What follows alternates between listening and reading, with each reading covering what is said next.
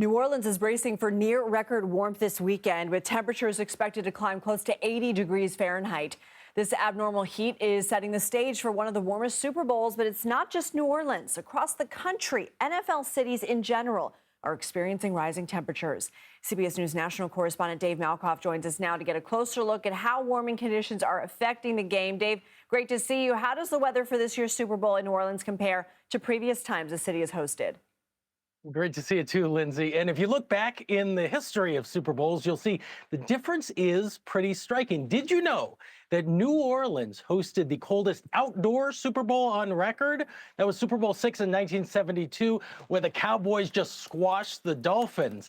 The high that game was 43 degrees Fahrenheit. Now, they didn't have the Superdome at that time, so they played over at Tulane Stadium. And since then, Super Bowls in New Orleans have all been played indoors at the Superdome. So weather is not a factor in the game. But when New Orleans last hosted the game back in 2002, it was still on the colder side, think, Lindsay, in the highs of the upper 50s or lows in the mid 40s. But this year, this Sunday, we will expect high temperatures of around 77 degrees Fahrenheit and lows in the 60s. But over the past 50 years plus, temperatures in New Orleans have risen by 3.8 degrees. That is during football season. How much have football season temperatures increased in NFL cities over the years?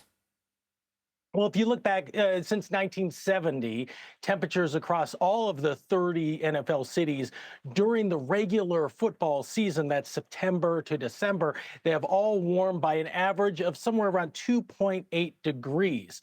The biggest changes are places like Las Vegas and Minneapolis, home to now the Raiders and the Vikings. The temperatures have risen by 5 degrees, with exception of Los Angeles. Every other NFL city has warmed by at least 1 degree. So there's been some warming everywhere but LA. What impact is this warming trend having on players? Well, the players this weekend will be indoors, but think of what they have to do outside during the rest of the season. NFL cities are not only warming during the regular season, but they're also experiencing more extreme heat during the summer months. On average, these cities now face 14 more extremely hot days than they did back in 1970. This increase, it puts athletes at a higher risk for all kinds of heat-related illnesses during the summer training camps and the preseason games. But once again, this fight will be under the dome of the Superdome. Who do you have this weekend? Oh, you're not going to put me on the spot for that. I'm not getting on the record with anything, Dave. You're not getting me there. All right. Always good to see you. Neither am I. Play it Good safe. to see you. Thank you. You too.